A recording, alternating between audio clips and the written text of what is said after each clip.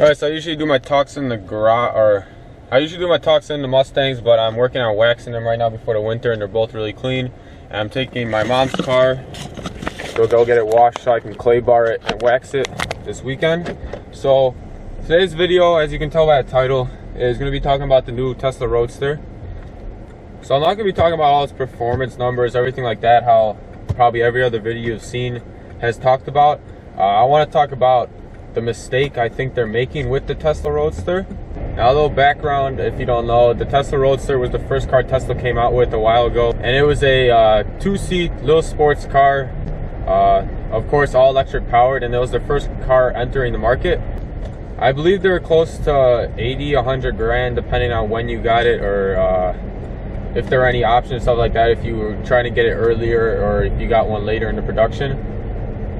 So that's going to be one of the main points about the video, and my opinion on it is part of it is the price point and what the Tesla Roadster used to be and what it's going to be now. It's kind of like the Acura NSX, where it used, like, they don't think the new NSX should be called the new NSX because it doesn't have the same driving feel and everything like the original NSX did.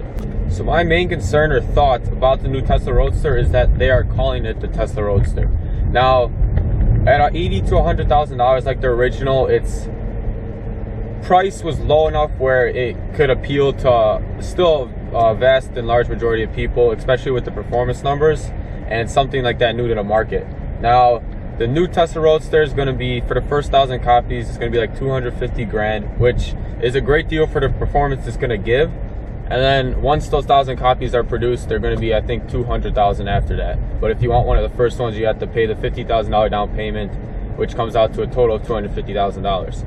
So that's over double of what the original Tesla Roadster cost. Another issue with the car is that if they're going to go so extreme with the performance numbers, I think they could have made it more extreme in its looks and stuff like that. You can definitely tell it's still a Tesla, which it always should. You should always have brand recognition with your designs.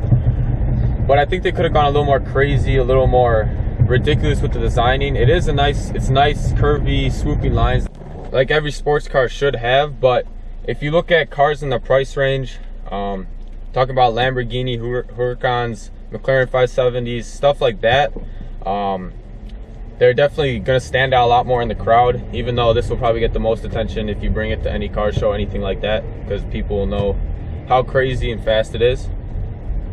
And now the third reason I don't think it should be called the Roadster is the fact that it's replacing a spot in Tesla's lineup where they could have made a little two-seat sports car that was in the more affordable range, 50, 60, 80, even $80,000, to compete more with like the BMW Z4, the new Z5 that's going to come out. More luxury two-seat sports cars that they could have competed in, and they could have kept the name Roadster like they did in their original car. If they would have named the car something else, I don't know what they would have named it, but if they would have came up with something else, that would have left a slot in their car lineup for that two-seat sports car, and they could have had this be their ridiculous hypercar, supercar, halo car in their brand. Even though an electric two-seat sports car probably isn't going to have the biggest market, at least now, the whole automotive industry is going towards the electric cars. So eventually it's going to have to replace the internal combustion engine with something like that. So they could have been ahead in that too, just like everything else, getting that, leaving that spot open to make a two-seat sports car that's somewhat affordable or competes with other cars in the bracket.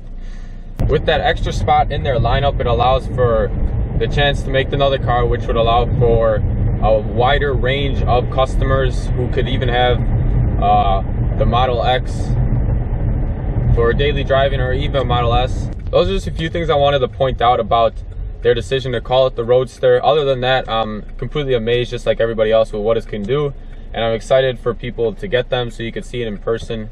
Hopefully, or just on YouTube, stuff like that. It will be impressive to see what they can do. It will be until at least 2020 until they start getting delivered, so it's still a year or two away. I'm sure the car will still be groundbreaking when they're getting delivered.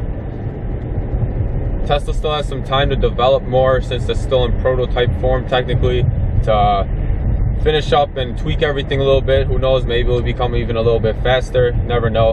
But I want to thank you guys for watching. hopefully you enjoyed the video. Check out the rest of my channel. I have 2 Mustangs, they're V6s, but I have a lot of how-to videos, stuff like that.